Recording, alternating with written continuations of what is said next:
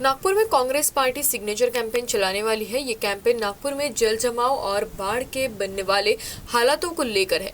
कांग्रेस के विधायक और शहर अध्यक्ष विकास ठाकरे ने कैंपेन के शुरू किए जाने का ऐलान करते हुए नागपुर में बारिश से समय आने वाली बाढ़ को कृत्रिम जलप्रलय करार दिया है और नागरिकों से पार्टी के इस अभियान से जुड़ने के लिए कहा है। नागपुर में जल जमाव की स्थिति इन दिनों चर्चा में है।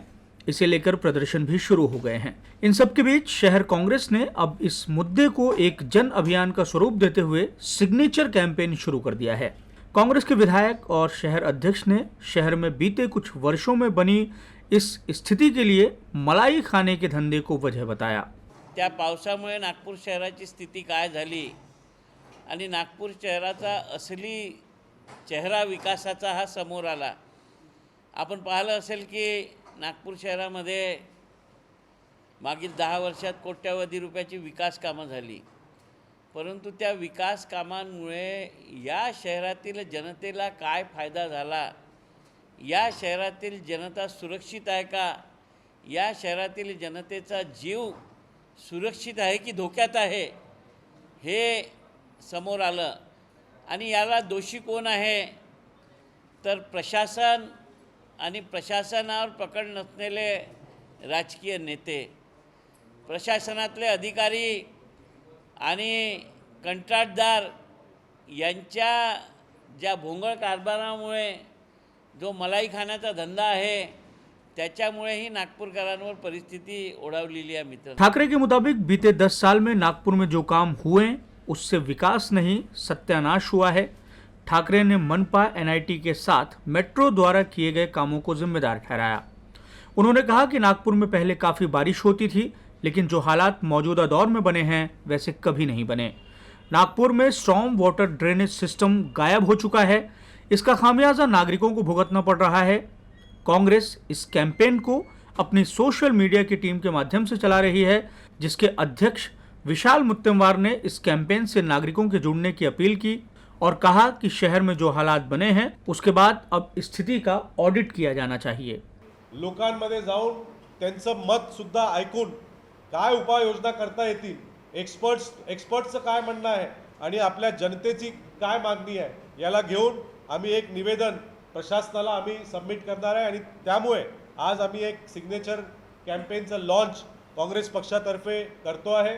आम्ही घरोघरी जाऊन लोकांमध्ये जाऊन जे प्रभावित क्षेत्र आहे तिथे जाऊन लोकांची मत आणि त्याच्यामध्ये त्यांची सहमती घेऊन आम्ही प्रशासनाला आमच्या काँग्रेस पक्षातर्फे एक निवेदन देणार आहे, ज्याच्यामध्ये आम्ही उपाययोजना सुचवणार आहे। फक्त आमचं काम काही जे सत्ताधारी आहे त्यांना क्रिटिसाइज करण्याचं नाही, पण आम्ही कन्स्ट्रक्टिव्ह क्रिटिसिझम करून काय उपाययोजना आहे, काय करता येईल हे सगळं सुचवण्याचं काम येणाऱ्या दिवसामध्ये आम्ही करणार आहे। विशाल मुत्तेमवार के मुताबिक शहर में बाढ़ के बने हालातों को लेकर कांग्रेस विशेषज्ञों की राय एकत्रित करेगी और अपनी रिपोर्ट प्रशासन को देगी। विकास ठाकरे ने नागपुर में जो हालात बने हैं उसके लिए एक जांच समिति बनाए जाने की मांग की है।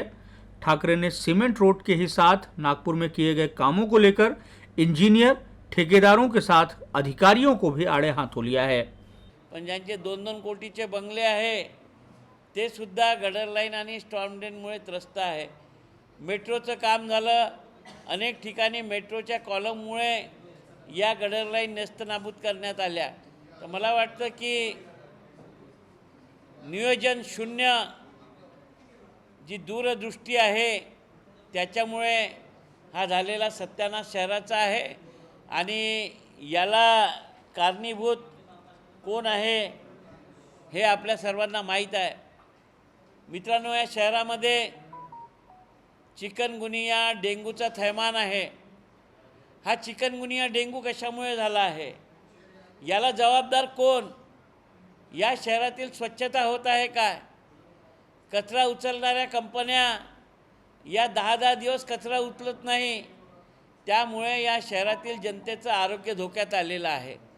आणि म्हणून मला वाटतं की आपण या परिस्थितीत नागपूर शहराचे बेहाल होण्यापेक्षा आपण प्रशासनाने याकडे लक्ष देऊन आज काय नेमकं या नागपूर शहरातल्या लोकांना मूलभूत सोयी पाहिजेत त्याकडे पाहण्याची गरज आहे। आणि तसा प्लॅन तयार करून मला वाटतं की येणाऱ्या दिवसांमध्ये या शहराचा विकास झाला पाहिजे.